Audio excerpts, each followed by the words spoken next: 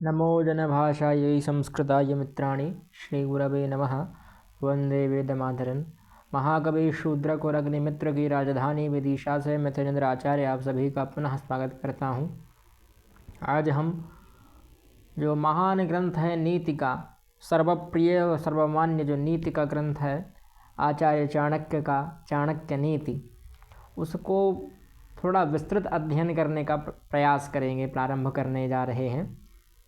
इससे पूर्व हम उसका जो संक्षिप्त परिचय था, संक्षिप्त श्लोकों के माध्यम से हमने उसका जो श्लोकों का वाचन था वो कर चुके हैं। 17-18 अध्याय थे, उन सब का हमने वाचन किया है। अब उसका थोड़ा और विस्तृत अध्ययन कर लेते हैं। आचार्य चाणक्य के बारे में तो सभी जानते हैं, बहुत कम लोग ही होंगे जो उनसे परिचित नहीं होंगे। ऐसे नीति के, राजनीति के, अर्थशास्त्र के परम वेत्ता संभवतः ही अब संसार में हों।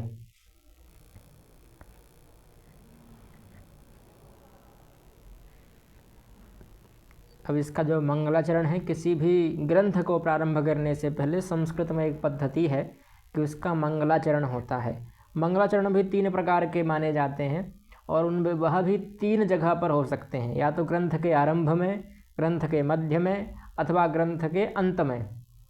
तो यहाँ ग्रंथ के प्रारंभ में मंगलाचरण दिया गया है और यह नमस्कारात्मक है। इसके अलावा वस्तु निर्देशात्मक और एक आशीर्वादात्मक, यह 3 प्रकार के मंगलाचरण होते हैं। जैसे नमस्कारात्मक यहाँ है, रघुवंश में है, अथवा और भी कई ग्रंथों में मिल जाएगा आपके लिए। आशीर्वादात्मक है अभिज्ञान शाकुंतलम में, और जहाँ डायरेक्ट प्रारंभ कर दिया जाए वहाँ होता है वस्तु निर्देशात्मक। तो वह मिलेगा आपके लिए किरातार्जुनीयम में, शिशुपाल वध में, नैषधीय चरितम में इत्यादियों में, है ना। जैसे मेघदूत है, कश्चित् कांता वीरः गुरुणा, अथवा श्रियकुरुणामधिपस्य पालिनी। ऐसे जो डायरेक्ट प्रारंभ हो रहे हैं, यहाँ कहीं नमस्कार इत्यादि का अर्थ ना निकल रहा हो, वहाँ पर हम वस्तु निर्देशात्मक मंगलाचरण ग्रहण करते हैं। तो यह 3 प्रकार का होता है और 3 जगह मिलता है, या तो ग्रंथ के आरंभ में, या फिर उस ग्रंथ के मध्य में, या फिर उस ग्रंथ की समाप्ति पर। यहाँ ग्रंथ के प्रारंभ में ही दिया गया है। और मंगलाचरण इस प्रकार से है कि प्रणम्य शिरसा विष्णुं त्रैलोक्याधिपतिं प्रभुं नानाशास्त्रोद्धृतं वक्षे राजनीति समुच्चयम्। देखिए यहाँ वस्तु निर्देशात्मक मंगलाचरण की भी अनुभूति आ रही है। जैसे जिन्होंने लघु सिद्धांत कौमुदी के मंगलाचरण का अध्ययन किया होगा वे लोग जानते ही होंगे कि लघु सिद्धांत कौमुदी में क्या श्लोक है वो, नत्वा सरस्वतीं देवीं शुद्धां गुण्यां करोम्यहं पाणिनीय प्रवेशाय लघु सिद्धांत कौमुदीम। तो वहाँ जो पाणिनीय शब्द का उपयोग किया गया, उसको लिया गया, उससे हमें यह ज्ञात होता है कि किसी न किसी व्याकरण शास्त्र की ही यहाँ बात चल रही है। ठीक है, तो उसी को अब यहाँ भी हम उसी से जोड़ने का प्रयास करेंगे। कुछ पहले प्रथम पंक्ति का अर्थ जान लेते हैं। नम धातु है नमस्कार करने अर्थ में, और प्र उपसर्ग लगा दिया तो प्रकृष्टेन नमः, यानी अच्छे प्रकार से भली भांति नमस्कार करके, और लेप प्रत्यय करने पर प्रणम्य रूप बना। प्रणम्य शिरसा देवम गौरी पुत्रम विनायकम इत्यादि श्लोकों में आपने प्रणम्य शब्द जो सुना ही होगा, यानी नमस्कार करके। किसको नमस्कार करके? तो कहा विष्णु को। अब देखिए विष्णु जी कैसे हैं, तो वो भी बता रहे हैं कि त्रैलोक्याधिपतिम विभुम प्रभुम, वह त्रैलोक्य यानी तीनों लोकों के जो भूरलोक है, स्वर्ग लोक है और पाताल लोक है, इन तीनों लोकों के जो स्वामी हैं, पति हैं, राजा हैं, इन तीनों लोगों पर जिनका आधिपत्य है, ऐसे भगवान विष्णु और प्रभुम यानी समर्थ हैं, शक्तिशाली हैं, उनके पास सामर्थ्य है हर कार्य को करने का। ऐसे भगवान विष्णु जो तीनों लोकों के अधिपति हैं, उन भगवान विष्णु जो प्रभु हैं, उनको मैं शिरसा मतलब शिर द्वारा, सिर शब्द है सकारांत, इसलिए तृतीया का रूप बना शिरसा। जैसे कर्मणा बनता है, जन्मना बनता है, उसी प्रकार से शिरसा बना।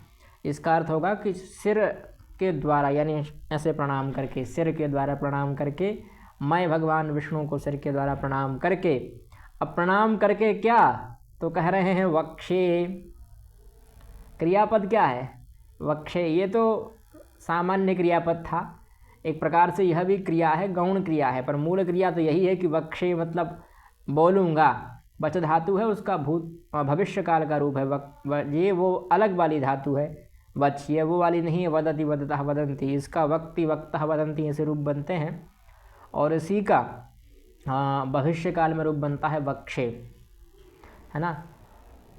तो मैं अब उसको कहूँगा, ठीक है, कहेंगे अब यह, तो क्या कहेंगे उसको भी जान लेते हैं कि नाना शास्त्रोद्धृतम।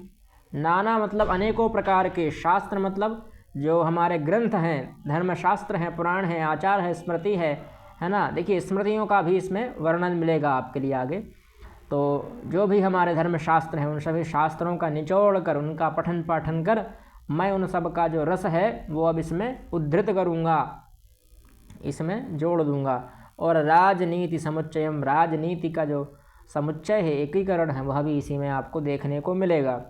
यानी राजनीति, राजा में क्या क्या गुण होने चाहिए, कब उसको क्या किस प्रकार से कैसे क्या करना चाहिए नहीं करना चाहिए, क्या गुण होते हैं, क्या दोष होने चाहिए इत्यादि, ये सब चीज़ें जो हैं राजनीति की, वो सब इसमें आपको देखने को मिलेंगी।